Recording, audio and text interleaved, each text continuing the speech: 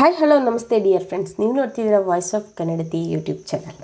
ನೀವಿನ್ನೂ ನನ್ನ ಚಾನಲ್ಗೆ ಸಬ್ಸ್ಕ್ರೈಬ್ ಆಗಿಲ್ಲ ಅಂದರೆ ಬೇಗ ಸಬ್ಸ್ಕ್ರೈಬ್ ಮಾಡಿ, ಲೈಕ್ ಮಾಡಿ, ಶೇರ್ ಮಾಡಿ. ನಿಮ್ಮ ಅಮೂಲ್ಯ ಕಮೆಂಟ್ಸ್ ಮೂಲಕ ನನಗೆ ಫೀಡ್ಬ್ಯಾಕ್ ಕೊಡಿ. ಅದು ನೆಗೆಟಿವ್ ಆಗಿರಲಿ ಪಾಸಿಟಿವ್ ಆಗಿರಲಿ, ನಾನು ಪಾಸಿಟಿವ್ ಆಗೇ ತೊಗೊತೀನಿ ಅಂತ ಹೇಳ್ತಾ, ಫ್ರೆಂಡ್ಸ್, GPSTR ಬಗ್ಗೆ ನಾನೊಂದು ಲಾಂಗ್ ವಿಡಿಯೋ ಮಾಡಿದ್ದೆ. ಸೊ ಅದು ಕೆಲವರಿಗೆ ಸ್ವಲ್ಪ ಕಷ್ಟ ಆಗಿದೆ, ಅರ್ಥ ಆಗಿಲ್ಲ ಅಂತ ಕಮೆಂಟ್ಸ್ ಮೂಲಕ ನಂಗೆ ಗೊತ್ತಾಯಿತು. ಸೊ ಅದಕ್ಕೆ ಶಾರ್ಟಾಗಿ ಇನ್ನೂ ಸಿಂಪಲಾಗಿ ನಾನು ಅದನ್ನ ಎಕ್ಸ್ಪ್ಲೇನ್ ಮಾಡೋಣ ಅಂತ. ಸೊ ಇದಕ್ಕಿಂತ ಮುಂಚೆ ನಾನು ಲ್ಯಾಂಗ್ವೇಜ್ ಟೀಚರ್ಸ್ ಬಗ್ಗೆ ಮತ್ತು ವೆರಿ ಇಂಪಾರ್ಟೆಂಟ್ ಮಾಹಿತಿ ಬಗ್ಗೆ ಕೂಡ ನಾನು ನಿಮಗೆ ತಿಳಿಸ್ಕೊಟ್ಟಿದ್ದೆ ಹಿಂದಿನ ವಿಡಿಯೋದಲ್ಲಿ. ಸೊ ನಾನು ಮಾಡ್ತಾ ಇರೋದು 3 ವಿಡಿಯೋಸ್ ಮಾಡ್ತಾಯಿದ್ದೀನಿ 3 ಸ್ಟೆಪ್ಸಲ್ಲಿ. ಬಟ್ ಆದರೆ 3 ವಿಡಿಯೋಸೂ ಈಗ ನಾನು ಮ್ಯಾಥ್ಸ್ ಸೈನ್ಸ್ ಟೀಚರ್ಸ್ಗೋಸ್ಕರ ಮಾಡ್ತೀನಿ ಅಂತ ಬೇರೆಯವ್ರು ನೋಡದೆ ಇರೋಕ್ಕೆ ಹೋಗ್ಬೇಡಿ. ಯಾಕಂತಂದರೆ ಇದರಲ್ಲಿ ಬೇರೆ ಕೆಲವು ಅತ್ಯುಪಯುಕ್ತ ಮಾಹಿತಿಗಳನ್ನ ಕೂಡ ನಾನು ಸೇರಿಸಿರ್ತೀನಿ ಫ್ರೆಂಡ್ಸ್. ಸೊ ನೋಡಿ, ಇಲ್ಲಿ ಇದು C&R ರೂಲ್ಸ್ ಏನು ಬದಲಾವಣೆ ಆಗ್ತಿದೆ ಅಂತ ಹೇಳ್ತಾ ಇದ್ವಲ್ಲ ನಾವು ಇಷ್ಟು ದಿನದಿಂದ, C&R ರೂಲ್ಸ್ ಬದಲಾವಣೆ ಆಗ್ತಾ ಇದೆ ಅಂತ. ಸೊ ಅದು ಯಾವ ರೂಲ್ಸು ಯಾವ ರೀತಿ ಬದಲಾವಣೆ ಆಗ್ತಿದೆ ಅಂತಕ್ಕಂಥದ್ದನ್ನೇ ಈ ಒಂದು ಗೌರ್ಮೆಂಟ್ ರೂಲ್ಸು ನೋಡಿ. ಇಲ್ಲಿ ಕರ್ನಾಟಕ ರಾಜ್ಯಪತ್ರ, ಇದು ಈ ವರ್ಷದ ಜನವರಿಯಲ್ಲಿ ಹೊರಡಿಸ್ತಿರ್ತಕ್ಕಂಥದ್ದು. ಈಗ ಇದನ್ನೇ ಡ್ರಾಫ್ಟ್ ರೂಲ್ಸ್ ಏನಿದೆ, ಇದೇ ರೂಲ್ಸನ್ನು ಫೈನಲ್ ಮಾಡಲಾಗಿದೆ. ಈ ರೂಲ್ಸ್ನ ಪ್ರಕಾರನೇ ನಮಗೆ ಈಗ ಎಕ್ಸಾಮ್ ನಡೆಯುತ್ತೆ. ಸೊ ಇದು ನೋಟಿಫಿಕೇಷನ್ ಅಲ್ಲ, ಇದು C&R ರೂಲ್ಸ್. ಈ ರೂಲ್ಸ್ ಪ್ರಕಾರ ನಮಗೆ ಕಾಲ್ ಮಾಡ್ತಾರೆ, ಈ ರೂಲ್ಸ್ ಪ್ರಕಾರನೇ ಎಕ್ಸಾಮ್ ಮಾಡ್ತಾರೆ. ಸೊ ನೋಡಿ, ಈ ಒಂದು ರೂಲ್ಸಲ್ಲಿ ಇನ್ನೊಂದು ಇಂಪಾರ್ಟೆಂಟ್ ಮಾಹಿತಿಯನ್ನು ನಾನು ನಿಮಗೆ ಹೇಳಲಿಕ್ಕೆ ಮರ್ತಿದ್ದೆ. ಇನ್ನು ಮುಂದೆ ಇಷ್ಟು ದಿನ ಹಿಂದೆ ಎಲ್ಲನೂ GPSTRಗೆ ನೇರ ನೇಮಕಾತಿ ನಡೀತಾ ಇತ್ತು. 100% 100 ಕೆಲಸ ಖಾಲಿ ಇದ್ದರೆ 100 ಕೂಡ ಹೊಸ ರೆಕ್ರೂಟ್ಮೆಂಟ್ಗೆ ಕೊಡ್ತಾಯಿದ್ರು. ಬಟ್ ಇಲ್ಲಿ ನೋಡಿ, ಇಲ್ಲಿ ಈಗ ಏನು ಮಾಡಿದ್ದಾರೆ ಅಂತಂದರೆ 75% ಡೈರೆಕ್ಟ್ ರೆಕ್ರೂಟ್ಮೆಂಟ್ ಇದೆ. ಸೊ ಇಲ್ಲಿ 100 ಇದ್ದರೆ ಅದರಲ್ಲಿ 75%ಗೆ ನೀವು ಹೊಸ ಶಿಕ್ಷಕ ಆಕಾಂಕ್ಷಿಗಳು ಏನಿದ್ದೀರಾ ನೀವು ಎಲಿಜಿಬಲ್ ಆಗ್ತೀರಾ. ನಿಮಗೆ 75% ಆಫ್ ಹುದ್ದೆಗಳಿಗೆ ನಿಮಗೆ ಕಾಲ್ ಮಾಡ್ತಾರೆ ನೋಡಿ ಇಲ್ಲಿ. ಓಕೆ, 75% ಹುದ್ದೆಗಳಿಗೆ ನೀವು ಎಲಿಜಿಬಲ್ ಆಗಿರ್ತೀರಾ. ಅದೇ ರೀತಿ ನೀವು 25% ಹುದ್ದೆಗಳಿಗೆ ನೋಡಿ 75% ನಿಮಗೆ ಕಾಲ್ ಮಾಡ್ತಾರೆ. 25% ಹುದ್ದೆಗಳನ್ನು ಏನಪ್ಪ ಅಂತಂದರೆ ಈಗಾಗಲೇ ಇರ್ತಕ್ಕಂಥ ಇನ್ ಸರ್ವಿಸ್ ಟೀಚರ್ಸ್, ಈಗಾಗಲೇ ಕೆಲಸ ಮಾಡ್ತಿರ್ತಕ್ಕಂಥ ಇನ್ ಸರ್ವಿಸ್ ಟೀಚರ್ಸ್ಗೆ ಮೀಸಲಾಗಿ ಇಡಲಾಗುತ್ತೆ. ಸೊ ನೋಡಿ, ಇಲ್ಲಿ ನಿಮಗೆ ಇಲ್ಲಿ ನಾನೀಗ ಮ್ಯಾಥಮೆಟಿಕ್ಸ್ ಆ್ಯಂಡ್ ಸೈನ್ಸ್ ಟೀಚರ್ಸ್ ಬಗ್ಗೆ ಹೇಳ್ತಾ ಇದ್ದೆ. ಅದಕ್ಕೋಸ್ಕರ ಈ ಒಂದು ಸ್ಪೆಷಲ್ ವಿಡಿಯೋವನ್ನು ಮಾಡಿದ್ದೀನಿ. ಈ ಮ್ಯಾಥಮೆಟಿಕ್ಸ್ ಆ್ಯಂಡ್ ಸೈನ್ಸ್ ಟೀಚರ್ಸ್ ಬಗ್ಗೆ ಗೌರ್ಮೆಂಟ್ ಏನು ಹೇಳ್ತಿದೆ ಅಂತಂದರೆ ನೋಡಿ, ಇಲ್ಲಿ graduate primary teacher mathematics and science including biological sciences. Graduate primary teachers ಇಷ್ಟು ದಿನ ಮ್ಯಾಥ್ಸ್ ಆ್ಯಂಡ್ ಸೈನ್ಸ್ನ ಕಾಲ್ ಮಾಡ್ತಾಯಿದ್ರು. ಓನ್ಲಿ PCM ಅವ್ರಿಗೆ ಮಾತ್ರ ಎಲಿಜಿಬಿಲಿಟಿ ಕೊಟ್ಟಿದ್ದರು. ಸೊ ನಾನು ಕೂಡ PMCS ಸ್ಟೂಡೆಂಟು, ಮತ್ತು CBZ ಅವ್ರಿಗೂ ಕೂಡ ಯಾವುದೇ ರೀತಿಯ ಅಥವಾ PM ಇಂದ ಬೇರೆ ಕಾಂಬಿನೇಷನ್ ಓದಿರೋರು ಇವ್ರು ಯಾರಿಗೂ ಕೂಡ ಅವಕಾಶ ಇರಲಿಲ್ಲ. ಓನ್ಲಿ PCM ಅವ್ರಿಗೆ ಮಾತ್ರ ಅವಕಾಶ ಇತ್ತು. ಬಟ್ ನಮ್ಮೆಲ್ಲರ ಸತತ ಹೋರಾಟದ ಫಲವಾಗಿ ಸರ್ಕಾರ ಈ C&R ರೂಲ್ಸ್ನ ಚೇಂಜ್ ಮಾಡಿದೆ ನೋಡಿ. ನಿಮಗಿಲ್ಲೇ ಗೊತ್ತಾಗ್ತಾ ಇದೆ, maths and science teachers including biological sciences ಅಂದರೆ CBZ ಅವ್ರಿಗೂ ಕೂಡ ಅವಕಾಶ ಕೊಟ್ಟಿದೆ. ಅದೇ ರೀತಿ ಇನ್ನೊಂದು ಮಹತ್ತರ ಬದಲಾವಣೆ ಮಾಡ್ತಿದೆ ಸರ್ಕಾರ. ಏನಪ್ಪ ಅಂತಂದರೆ, ಇನ್ನು ಮುಂದೆ ಇಂಜಿನಿಯರಿಂಗ್ ಓದಿರ್ತಕ್ಕಂಥವ್ರಿಗೂ ಕೂಡ ಈ ಮ್ಯಾಥ್ಸ್ ಆ್ಯಂಡ್ ಸೈನ್ಸ್ ಟೀಚರ್ಸ್ ಆಗಲಿಕ್ಕೆ ಎಲಿಜಿಬಿಲಿಟಿ ಕೊಡ್ತಾ ಇದೆ. ಸೊ ಕಾಂಪಿಟೇಷನ್ ಮ್ಯಾಥ್ಸ್ ಆ್ಯಂಡ್ ಸೈನ್ಸ್ಗೆ ತುಂಬ ಜಾಸ್ತಿ ಆಗ್ತಾ ಇದೆ ಅಂತಲೇ ಹೇಳ್ಬೋದು. ಇದರ ಸಂಪೂರ್ಣ ಮಾಹಿತಿ ಹೇಳ್ತೀನಿ ನೋಡಿ ಇಲ್ಲಿ. ಅದಕ್ಕೂ ಮುಂಚೆ ನೋಡಿ, ಜನರಲಾಗಿ ನಮ್ಮ ಕ್ವಾಲಿಫಿಕೇಷನ್ ಏನಾಗಿರಬೇಕು, 6 to 8 ಆಗಬೇಕು, 6 to 8 ಟೀಚರ್ಸ್ ಆಗಬೇಕು ನಾವು ಅಂತಂದರೆ ನೋಡಿ, ಇಲ್ಲಿ ಈ ಒಂದು ಮಿನಿಮಮ್ ನಮ್ಮ ಕ್ವಾಲಿಫಿಕೇಷನು ಡಿಗ್ರಿ ಆಗಿರಬೇಕು. ಯಾವ ಡಿಗ್ರಿ ಏನು ಅದನ್ನೆಲ್ಲ ನಾನು ನೆಕ್ಸ್ಟ್ ವಿಡಿಯೋದಲ್ಲಿ ಎಕ್ಸ್ಪ್ಲೇನ್ ಮಾಡ್ತೀನಿ. ಡಿಗ್ರಿ ಆಗಿರಬೇಕು. ಆ ಡಿಗ್ರಿನೂ ಕೂಡ ಏನಾಗಿರಬೇಕು, ಮಿನಿಮಮ್ 50% ಮಾರ್ಕ್ಸ್ ತೆಗೆದಿರಬೇಕು. ಯಾವುದೇ ಕಾಂಬಿನೇಷನ್ ಆಗಿರಲಿ, ನಮ್ಮ ಕಾಂಬಿನೇಷನ್ನ ನಾವು ಡಿಗ್ರಿಯಲ್ಲಿ ಏನು 3 ಸಬ್ಜೆಕ್ಟ್ಸ್ ಓದ್ತೀವಿ ಅದರಲ್ಲಿ ಏನಾಗಿರಬೇಕು, 50% ಮಾರ್ಕ್ಸ್ ತೆಗೆದಿರಬೇಕು. ಅದರ ಜೊತೆಯಲ್ಲಿ D.Ed ಆಗಿರಬೇಕು. ಅಥವಾ ನೋಡಿ, D.Ed ಆಗಿದ್ರೂ ಸಾಕು. ಡಿಗ್ರಿ ಪ್ಲಸ್ D.Ed ಆಗಿದ್ರೂ ನೀವು 6 to 8ಗೆ ಎಲಿಜಿಬಲ್ ಇರ್ತೀರಾ. B.Ed ಕಂಪಲ್ಸರಿ ಇಲ್ಲ. ನಮ್ಮದು D.Ed ಆಗಿಲ್ಲ ಅಂತಕ್ಕಂಥವ್ರು B.Ed ಆಗಿದ್ರೂ ಕೂಡ ನೀವು 6 to 8ಗೆ ಎಲಿಜಿಬಿಲಿಟಿ ಇರ್ತೀರಾ. ಸೊ ಅಥವಾ ಇದನ್ನು ಬಿಟ್ಟು PU ಮಾಡಿ ಅದ್ರ ಜೊತೆಗೆ +4 ಇಯರ್ಸು BLED ಅಂತ ಕೋರ್ಸ್ ಇದೆ ವಿತ್ ಡಿಗ್ರಿ ಆ್ಯಂಡ್ ಡಿಗ್ರಿ ಜೊತೆಯಲ್ಲಿ ಏನಪ್ಪ ಅಂತಂದರೆ ಎಲಿಮೆಂಟ್ರಿ ಎಜುಕೇಷನ್ಸ್ನ 4 ಇಯರ್ಸ್ ಕೋರ್ಸ್ ಏನಿದೆ, ಈ ಕೋರ್ಸನ್ನು ಕಂಪ್ಲೀಟ್ ಮಾಡಿರೋರು ಕೂಡ 6 to 8 ಟೀಚರ್ಸ್ಗೆ ಎಲಿಜಿಬಿಲಿಟಿ ಇರ್ತೀರಾ. ಇವ್ರಿಗೆ 50% ಮಾರ್ಕ್ಸನ್ನು ಡಿಗ್ರಿಯಲ್ಲಿ ತೆಗೆದಿರಬೇಕಾಗುತ್ತೆ. ಇದು ಕಂಪಲ್ಸರಿ ಇದೆ. ಸೊ ಅದರಲ್ಲಿ ಎಕ್ಸಂಪ್ಷನ್ ಕೊಟ್ಟಿದ್ದಾರೆ ಯಾರ್ಯಾರಿಗೆ ನೋಡಿ, scheduled caste, scheduled tribe, category 1 and other backward candidates, backward classes candidates, ಮತ್ತು persons with disability PH persons ಇವರಿಗೂ ಕೂಡ ಏನಪ್ಪ ಅಂತಂದರೆ ಇದರಲ್ಲಿ 45% ಮಾರ್ಕ್ಸ್ಗೆ ನೋಡಿ ಇಲ್ಲಿ ಕೊಟ್ಟಿದ್ದಾರೆ. ನೋಡಿ ಇಲ್ಲಿ graduate degree or PU shall be minimum 45%ಗೆ ಇಳಿಸಿದ್ದಾರೆ. ಸೊ ಇಲ್ಲಿ ಇದೊಂದು ಮಾಹಿತಿ ಇದೆ. ಅದರ ಜೊತೆಗೆ ಇವರು ಕಡ್ಡಾಯವಾಗಿ ನೀವು ಶಿಕ್ಷಕರಾಗಬೇಕಂತಂದರೆ ನೋಡಿ ಹಿಂದಿನ ವಿಡಿಯೋದಲ್ಲಿ ನಾವು ಹೇಳಿದ್ವಿ ಡಿಗ್ರಿ 50% ಮಾರ್ಕ್ಸು DEd ಅಥವಾ BEd ಮಾಡಿರಬೇಕು, ಅಥವಾ ಎರಡನೇದೇನಪ್ಪ ಅಂತಂದರೆ PU + 4 years BLEDಯನ್ನು ಮಾಡಿದರೂ ಆಗುತ್ತೆ. ಅದ್ರ ಜೊತೆಗೆ ನೋಡಿ ಇಲ್ಲಿ 45% ಯಾರ್ಯಾರಿಗೆ ಇಟ್ಟಿದ್ದಾರೆ ಅಂತ ಕೂಡ ಹೇಳಿದೆ. ಮೂರನೇ ನಿಯಮ ಏನಂತಂದರೆ ಕಂಪಲ್ಸರಿ ಎಲ್ಲರೂ ಕೂಡ TET ಪಾಸ್ ಮಾಡಿರಬೇಕು. ನೋಡಿ ಇಂಜಿನಿಯರಿಂಗ್ ಸ್ಟ್ರೀಮ್ ಅವರು ಕೆಲವರು ಕ್ವಶನ್ಸ್ನ ಕೇಳಿದ್ವಿ. ಇಂಜಿನಿಯರಿಂಗ್ ಅವ್ರಿಗೆ ಯಾವುದೇ TET ಇರೋದಿಲ್ಲ, ಯಾವುದೂ ಇಲ್ಲ ಮೇಡಮ್, ನಾವು ಡೈರೆಕ್ಟಾಗಿ BEd ಬೇಕಿಲ್ಲ ಅಂತ. So it's not. ನೀವು ಅರ್ಥ ಮಾಡ್ಕೊಳ್ಳಿ, ನಾವು ಇಂಜಿನಿಯರಿಂಗ್ BE ಏನಿದೆ ಈ BEಯನ್ನು ಕೂಡ ನಾವು ಡಿಗ್ರಿ ಅಂತಲೇ ಕನ್ಸಿಡರ್ ಮಾಡ್ತೀವಿ. ಸೊ ಇದರ ಜೊತೆಯಲ್ಲೇ ನೀವು ಏನಪ್ಪ ಅಂತಂದರೆ BEd ಅಥವಾ DEd ಒಂದು ಎಜುಕೇಷನಲ್ ಕ್ವಾಲಿಫಿಕೇಷನ್ ಮಾಡಿರಲೇಬೇಕು. ಯಾಕೆ ಅಂತಂದರೆ ಎಜುಕೇಷನಲ್ ಕ್ವಾಲಿಫಿಕೇಷನ್ ಮಾಡಿದ್ದಾಗ ಮಾತ್ರ ನೀವು ಏನು ಮಕ್ಕಳ ಮನಸ್ಥಿತಿಯನ್ನು ಅರ್ಥ ಮಾಡಿಕೊಂಡು ಬೋಧಿಸ್ತಕ್ಕಂಥ ಸಾಮರ್ಥ್ಯ ಇದೆ ಅಂತ ನಾನು ಹೇಳ್ತಾ ಇಲ್ಲ, NCT ಅವರು ಹೇಳ್ತಾ ಇದ್ದಾರೆ. ಸೊ ನೀವೇ ಹೇಳ್ತಿದ್ದೀರಾ ಅಂತ ಅಂದ್ಕೊಬಿಡಿ, NCT ಅವರು ಹೇಳ್ತಾ ಇದ್ದಾರೆ. ಸೊ ನೀವು BEನೂ ಕೂಡ ನಾವು ಡಿಗ್ರಿ ಅಂತಲೇ ಕನ್ಸಿಡರ್ ಮಾಡೋದ್ರಿಂದ ಅದರ ಜೊತೆಗೆ ಯಾವುದಾದ್ರೂ ಒಂದು ಎಜುಕೇಷನಲ್ ಕೋರ್ಸ್ ಮಾಡಿರಬೇಕು. ಅದರ ಜೊತೆಗೆ BE ಮಾಡಿರೋರು ಕೂಡ TETಯನ್ನು ಪಾಸ್ ಮಾಡಿರಬೇಕಾಗತ್ತೆ. ಯಾಕಂತಂದರೆ ನೋಡಿ ನ್ಯೂಸ್ ಪೇಪರಲ್ಲಿ ಪತ್ರಿಕೆಗಳಲ್ಲಿ ಕೆಲವೊಂದು ಇನ್ನು ಮುಂದೆ ಇಂಜಿನಿಯರ್ಗಳಿಗೂ TETಗೆ ಅವಕಾಶ 6 to 8ಗೆ ಅವಕಾಶ ಅಂತ ಕೊಟ್ಬಿಡ್ತಾರೆ. ಬಟ್ ಸಂಪೂರ್ಣವಾದ ಮಾಹಿತಿಯನ್ನು ಅಲ್ಲಿ ಅವರು ತಿಳಿಸ್ಕೊಟ್ಟಿರೋದಿಲ್ಲ. ಸೊ ಇದು ಸಂಪೂರ್ಣವಾದ ಮಾಹಿತಿಯಾಗಿದೆ ಫ್ರೆಂಡ್ಸ್, ಇದು ಪಕ್ಕಾ ಮಾಹಿತಿ. ನೋಡಿ ಇಲ್ಲಿ ನೆಕ್ಸ್ಟು ಇಲ್ಲಿ ಏನಪ್ಪ ಅಂತಂದರೆ ಲ್ಯಾಂಗ್ವೇಜ್ ಟೀಚರ್ಸ್ ಆಯಿತು. ಸೊ ನೆಕ್ಸ್ಟ್ ನೋಡಿ ಇಲ್ಲಿ ಏನು ಓದಿರಬೇಕು, ಮ್ಯಾಥಮೆಟಿಕ್ಸ್ ಆ್ಯಂಡ್ ಸೈನ್ಸ್ ಟೀಚರ್ಸ್. ನೋಡಿ ಇಲ್ಲಿದೆ ಓಕೆ. ಮ್ಯಾಥಮೆಟಿಕ್ಸ್ ಆ್ಯಂಡ್ ಸೈನ್ಸ್ ಟೀಚರ್ಸ್ಗೆ ಹೇಗೆ ಅಪಾಯಿಂಟ್ ಮಾಡ್ತಾರೆ, ಯಾವ ರೀತಿ ತೆಗೆದುಕೊಳ್ತಾರೆ ಅಂತಂದರೆ ನೋಡಿ, for the post of graduate primary teachers mathematics and science candidates should be, ಅವರು ಏನನ್ನು ಓದಿರಬೇಕು ಅಂತಂದರೆ graduate who have studied maths physics compulsory for 3 years. ಇದರಲ್ಲಿ 2 ವೇರಿಯಂಟ್ಸ್ ಬಂತು. ಫಸ್ಟ್ ವೇರಿಯಂಟ್ ಏನಪ್ಪ ಅಂದರೆ maths teachers. Okay, maths and science teachers ಏನಿದೆ ಇದು ಫಸ್ಟ್ನೇದು.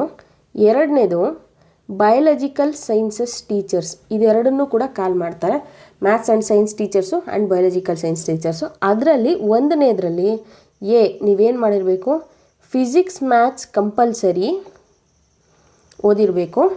ಜೊತೆಗೆ ಇನ್ನೊಂದು ಎಕ್ಸ್ಟ್ರಾ ಸಬ್ಜೆಕ್ಟು, ಅದರ ಜೊತೆಗೆ ನೀವೇನನ್ನು ಓದಿರ್ಬೋದು, ಕೆಮಿಸ್ಟ್ರಿ ಓದಿರ್ಬೋದು, ಕಂಪ್ಯೂಟರ್ ಸೈನ್ಸ್ ಓದಿರ್ಬೋದು, ಆಮೇಲೆ electronics, statistics, geography, home science ಯಾವುದಾದ್ರೂ ಕೂಡ ನೀವು ಥರ್ಡ್ ಆಪ್ಷನಲ್ಲಾಗಿ ಓದಿರಬೇಕು. ಕಂಪಲ್ಸರಿ PM ಓದಿರಬೇಕು ಮ್ಯಾಥ್ಸ್ ಆ್ಯಂಡ್ ಸೈನ್ಸ್ ಟೀಚರ್ಗೆ ಇದು.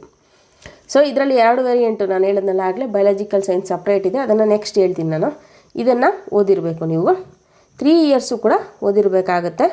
ಸೊ ಇಲ್ಲಿ ಕೂಡ ನಿಮ್ಮದು ಎಷ್ಟಿರಬೇಕು, 50% ಆಫ್ ಮಾರ್ಕ್ಸ್ ಇರಬೇಕು. PMCS ಆದರೂ ಓದಿರಿ, PCM ಮತ್ತು ನೀವು ಎಲೆಕ್ಟ್ರಾನಿಕ್ಸು, ಸ್ಟ್ಯಾಟಿಸ್ಟಿಕ್ಸು ಏನಾದ್ರು ಓದಿರಿ. ಇಷ್ಟು ಮಾಹಿತಿ ಇದೆ. ಅಥವಾ ಇದಲ್ಲದೆ ಇಂಜಿನಿಯರಿಂಗ್ ಗ್ರ್ಯಾಜುಯೇಟ್ಸು BE ಮಾಡಿರ್ತಕ್ಕಂಥವ್ರ ಮಾಹಿತಿ ಇಲ್ಲಿದೆ ನೋಡಿ. ಇಲ್ಲಿ BE ಮಾಡಿರ್ತಕ್ಕಂಥವ್ರು ಆರ್ಕಿಟೆಕ್ಚರ್ ಅವ್ರನ್ನ ಇಲ್ಲಿ ನಾವು ಕನ್ಸಿಡರ್ ಮಾಡಲ್ಲ. ಆರ್ಕಿಟೆಕ್ಚರ್ ಅವರು 6 to 8 ಟೀಚರ್ಸ್ಗೆ ಎಲಿಜಿಬಿಲಿಟಿ ಇರೋದಿಲ್ಲ. ಸೊ ಇವರು ಏನು ಮಾಡಿರಬೇಕು ಅಂತಂದರೆ ಮ್ಯಾಥಮೆಟಿಕ್ಸನ್ನು ಫಸ್ಟ್ 3 ಸೆಮಿಸ್ಟರ್ಸು, ಇನ್ನು 3 ಸೆಮಿಸ್ಟರ್ ಅದು 4th ಸೆಮಿಸ್ಟರ್ವರೆಗೂ ಕೂಡ ಏನಿರುತ್ತೆ, M1, M2, M3, M4 ಇದನ್ನು ಓದಿರಬೇಕು. 4 ಸೆಮಿಸ್ಟರ್ಸು ಕೂಡ ಓದಿರ್ತಾರೆ, 4 ಸೆಮ್ಸು ಇಂಜಿನಿಯರಿಂಗ್ ಗ್ರ್ಯಾಜುಯೇಟ್ಸು. ಅದರ ಜೊತೆಗೆ ನೀವು ನೋಡಿ ಇಲ್ಲಿ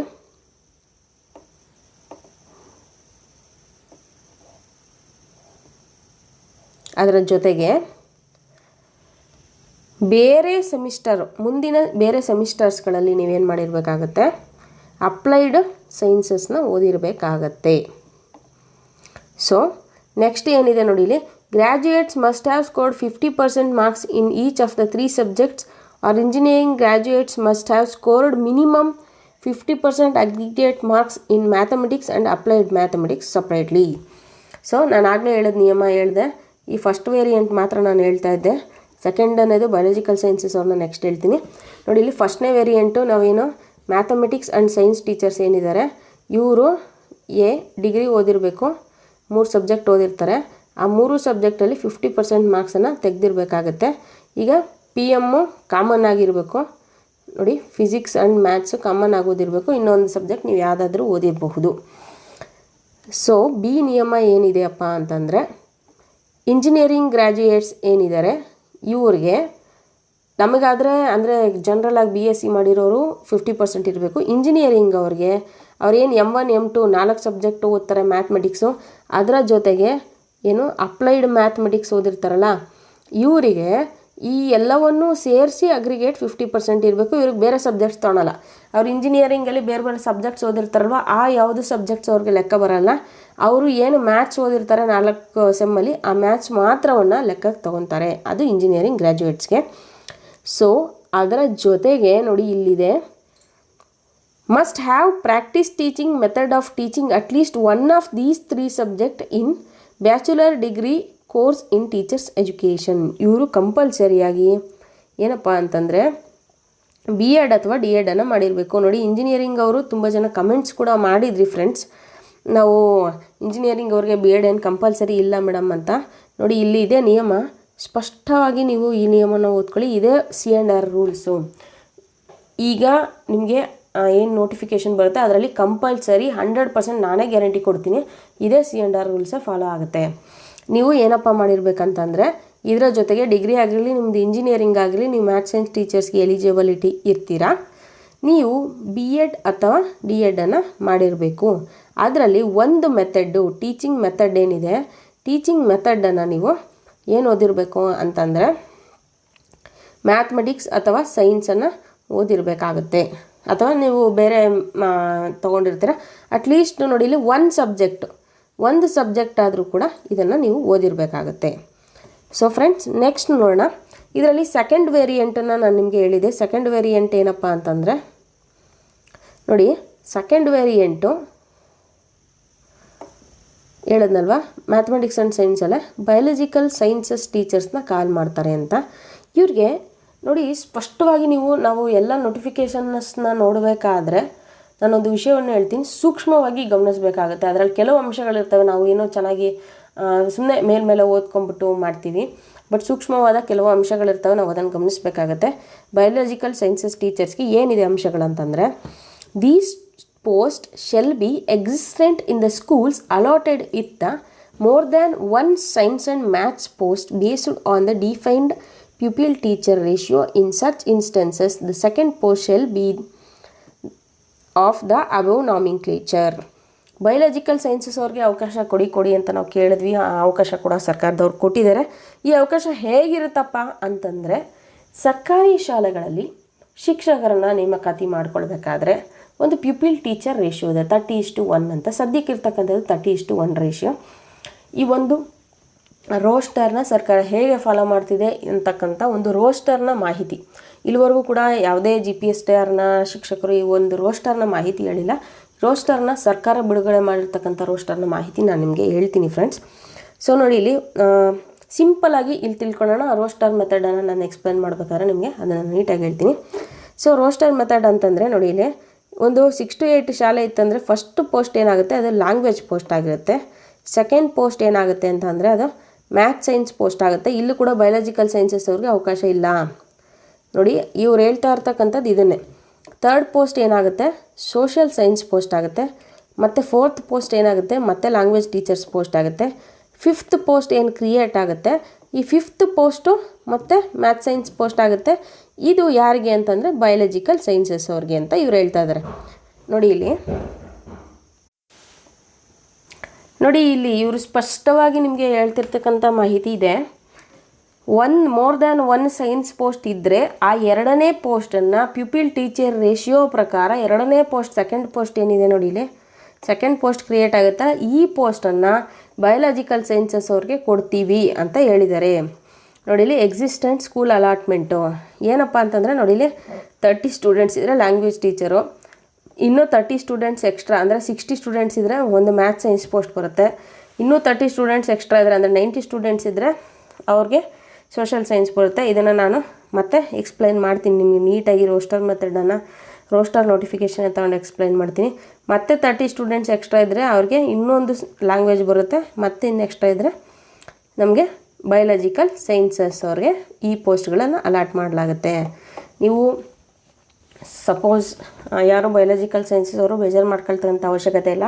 ನೋಟಿಫಿಕೇಷನ್ ಬಿಟ್ಟಾಗ ಆ ನೋಟಿಫಿಕೇಷನಲ್ಲಿ ಬಯೋಲಾಜಿಕಲ್ ಸೈನ್ಸಸ್ ಪೋಸ್ಟೇ ಕಾಣಿಸ್ತಿಲ್ವಲ್ಲ ಅಂತ ಬೇಜಾರು ಮಾಡ್ಕೊಳ್ಳೋ ಒಂದು ಸಂದರ್ಭ ಬಂದರೂ ಬರಬಹುದು. ಯಾಕಪ್ಪ ಅಂದರೆ ನೋಡಿ ಇಲ್ಲಿ 1 2 3 4 5 ಅಂದರೆ 3 150 ಸ್ಟೂಡೆಂಟ್ಸು ಇಲ್ಲಿ 6 to 8ಗೆ ಒಂದು ಶಾಲೆಯಲ್ಲಿ ಇದ್ದಾರೆ ಅಂದರೆ ಮಾತ್ರ ಅಲ್ಲಿ ನಿಮಗೆ ಏನು ಬಯೋಲಾಜಿಕಲ್ ಸೈನ್ಸ್ನ ಒಂದು ಪೋಸ್ಟು ನಿಮಗೆ ತೋರಿಸ್ತಾರೆ.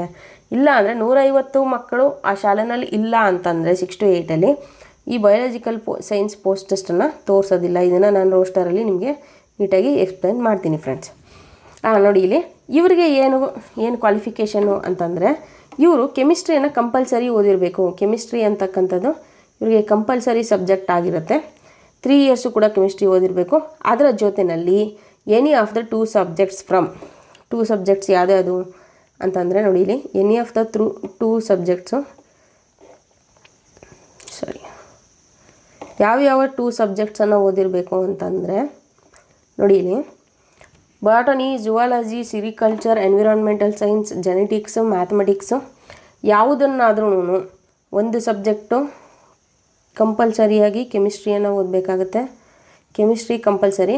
ಅದರ ಜೊತೆಯಲ್ಲಿ ಇನ್ 2 ಸಬ್ಜೆಕ್ಟ್ಸು ಇವು ಯಾವಾದರೂ ನೋಡಿ botany, zoology, sericulture, environmental science, genetics, mathematics ಯಾವುದಾದ್ರೂ ಸಬ್ಜೆಕ್ಟನ್ನು ನೀವು ಅದರ್ 2 ಸಬ್ಜೆಕ್ಟ್ಸನ್ನು ಓದಿದರೆ ಸಾಕು. ಕೆಮಿಸ್ಟ್ರಿ ಜೊತೆಗೆ ಇದು ಕೆಮಿಸ್ಟ್ರಿ ಮಾತ್ರ ಕಂಪಲ್ಸರಿ ಇರುತ್ತೆ. ಸೊ 3 ಇಯರ್ಸು ಓದಬೇಕಾಗುತ್ತೆ. ಈ 3 ಇಯರ್ಸಲ್ಲೂ ಕೂಡ ಈ 3 ಸಬ್ಜೆಕ್ಟ್ಸಲ್ಲೂ ನೀವು ಎಷ್ಟು ಪರ್ಸೆಂಟೇಜ್ ತೆಗೆದಿರಬೇಕು? 50% ತೆಗೆದಿರಬೇಕಾಗುತ್ತೆ. ಮಿನಿಮಮ್ 50% ಮಾರ್ಕ್ಸ್ ಇರಬೇಕು. ಸೊ ಅದ್ರ ಜೊತೆಲಿ ಎರಡನೇ ನಿಯಮ ಏನಪ್ಪ ಅಂದರೆ ಸೇಮ್ ಆ್ಯಸ್ ಇಟ್ ಈಸ್ ಎಲ್ಲ ಟೀಚರ್ಸ್ಗೂ ಇರೋ ಥರ BEd ಅಥವಾ DEd ಮಾಡಿರಬೇಕು. ನೀವು ಕಂಪಲ್ಸರಿ ಅದರಲ್ಲಿ ಮೆಥಡನ್ನು, ಒಂದು ಟೀಚಿಂಗ್ ಮೆಥಡನ್ನು ಇಲ್ಲಿರ್ತಕ್ಕಂಥ ಸಬ್ಜೆಕ್ಟ್ಸಲ್ಲಿ ಕೆಮಿಸ್ಟ್ರಿ ಅಥವಾ ಬಾಟನಿ, ಜುವಾಲಜಿ ಈ ಥರ ಒಂದು ಮೆಥಡನ್ನು ತಗೊಂಡು ಕಂಪಲ್ಸರಿಯಾಗಿ ಓದಿರಬೇಕಾಗುತ್ತೆ. ಸೊ ಇದಿಷ್ಟು ಫ್ರೆಂಡ್ಸ್ ಒಂದು ಬಯೋಲಾಜಿಕಲ್ ಸೈನ್ಸಸ್ ಅಥವಾ ಮ್ಯಾಥಮೆಟಿಕಲ್ ಸೈನ್ಸಸ್ DPSTR ಶಿಕ್ಷಕರ ಒಂದು ಮಾಹಿತಿ. ಇಲ್ಲಿ ತುಂಬ ಸ್ಪಷ್ಟವಾಗಿ ನಾನು ಎಲ್ಲವನ್ನೂ ಎಕ್ಸ್ಪ್ಲೈನ್ ಮಾಡೋದಕ್ಕೆ ಪ್ರಯತ್ನ ಪಟ್ಟಿದ್ದೀನಿ. ಸೊ ಈ ವಿಡಿಯೋನ ನಿಮ್ಮ ಫ್ರೆಂಡ್ಸ್ ಜೊತೆ ಶೇರ್ ಮಾಡ್ಕೊಳ್ಳಿ ಅಂತ ಹೇಳ್ತಾ ಥ್ಯಾಂಕ್ ಯು ಫ್ರೆಂಡ್ಸ್.